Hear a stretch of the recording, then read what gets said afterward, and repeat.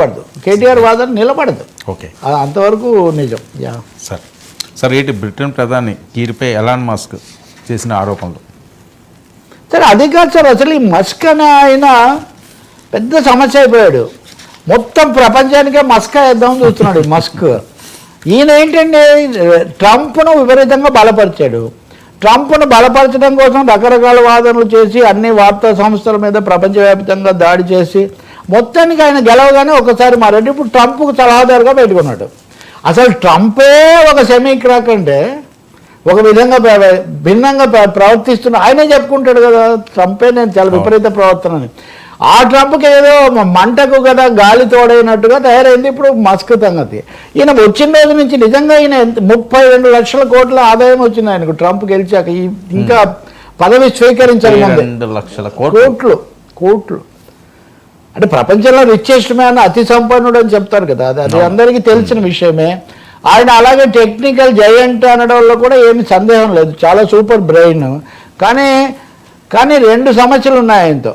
ఒకటి, ఆయన చాలా విపరీతంగా వివాదాస్పదంగా ఉంటాడు. రెండవది, ఆయన ప్రవర్తన చాలా విడ్డూరంగా ఉంటుంది. ఈ లక్షణం చాలామంది ఫ్యాసిస్ట్ తరహాలో ఉండే వాళ్ళకు ఉంటుంది. నేను మీకు చూపిస్తున్నాను. ఈయన మస్క్ ఆత్మకథ రాసిన ఆయన. మస్క్ ఆత్మకథ రాసిన ఆయన ఒక హెచ్చరిక చేస్తున్నాడు, మా వాడికి ఈ మధ్య బొత్తిగా బుర్ర సరిగా ఉండలేదు, చాలా ప్రమాదకరంగా తయారైంది. ఈయన ఎక్స్లో తన పేరు కూడా మార్చుకున్నాడు. ఎక్స్లో మస్క్ కొత్త పేరు కెసియస్ మ్యాక్సిమస్ మస్క్, కెసియస్ అని పెట్టుకున్నాడు ఈయన. మస్కే. ఇదిగోండి, ఇది ఆయన ఆత్మకథ రాసినటువంటి according to Elon Musk's biographer Seth Abramson, this is a signal of more serious mental health crisis given the erratic behavior and political meddling by Musk.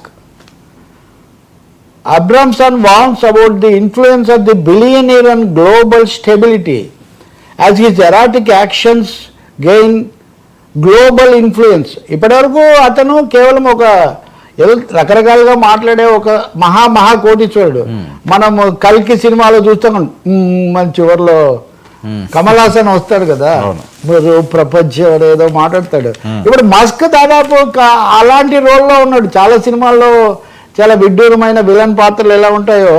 ఈయన ఒక దేశానికి కాదు, ఇప్పుడు అత్యంత శక్తివంతమైన అమెరికా అధ్యక్షుడికి ప్రథమ సలహాదారు ఈయన. ఈయన ఏం చేస్తున్నాడు ఇప్పుడు మీరు అన్నట్టుగా బ్రిటిష్ ప్రధాని మీదే కాదు, ప్రపంచంలో ఉన్న అన్ని దేశాల్లో కూడా రైటిస్ట్ ఫోర్సెస్, కన్జర్వేటివ్ ఫోర్సెస్ రావాలి, వాళ్ళకి సహాయం చేయాలనే మిషన్లో ఉన్నాడు ఈయన.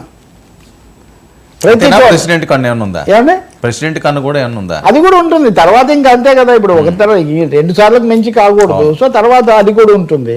కాబట్టి అన్ని దేశాల్లో మనం మితవాద శక్తులను ఇదివరకు చర్చించాం. మితవాద శక్తులు, వలసలకు వ్యతిరేకమైన వాళ్ళు, వర్ధమాన దేశాల మీద దాడి చేసేవాళ్ళు, ఇలాంటి వాళ్ళు.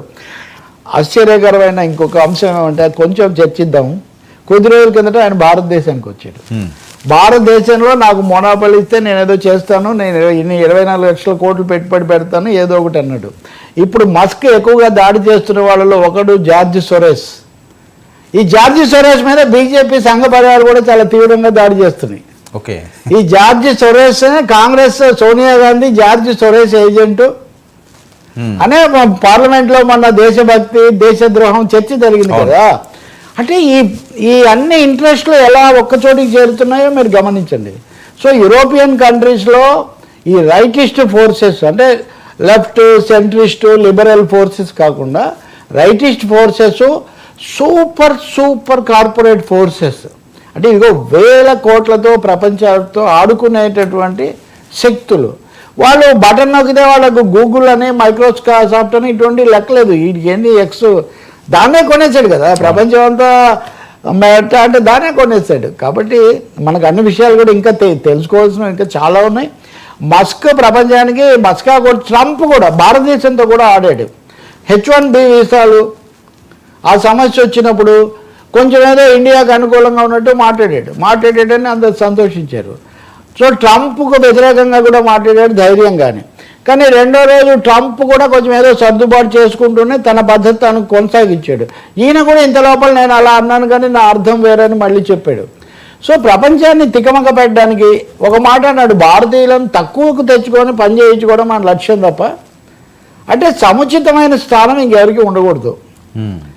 ట్రంప్ అండ్ మస్క్ మీరు అన్నది చాలా నిజం. ఇంక తర్వాత అమెరికాను తద్వారా ప్రపంచం మీద పెత్తనం చేయాలి, తికమక పెట్టాలి అనే ఏకైక లక్ష్యంతో మస్క్ చేస్తున్నాడు. బయోగ్రఫర్ చెప్తున్నట్టుగా బయోగ్రఫర్ అంటే వాడి జీవిత చరిత్ర అతనికే ఎక్కువ తెలుసు కదా. ఇది ప్రపంచానికే ఒక దీన్ని వ్యక్తిగత సమస్య కాదు, ఇది వ్యవస్థాగతమైన అంతర్జాతీయ కార్పొరేట్ రాజకీయాలకు సంబంధించిన సమస్య. ఈ విషయంలో ఇండియన్ కార్పొరేట్ సెక్టార్ కూడా చాలా కన్సర్న్తో ఉంది. మస్క్ ఇలా పెరిగిపోతే ఒకవేళ మోదీ ప్రభుత్వం బాగా ఆహ్వానించి చేస్తే ఏం జరుగుతుంది? ఎవరి చేతిలో ఉండడు అతను. అవును, ట్రంపేకే భిన్నంగా మాట్లాడుతుంటే సో ట్రంప్ ఏం చేస్తారో తెలియదు మనకు. ఇప్పుడు ఒకరికి ఇద్దరైతే ఇంకా పులి మీద పుట్ర అన్నట్టుగా ఉంటుంది. సార్ ఏంటి ఏడాది కొత్త వైరస్ చైనాలో ఏదైనా వైరస్ వచ్చింది అంటే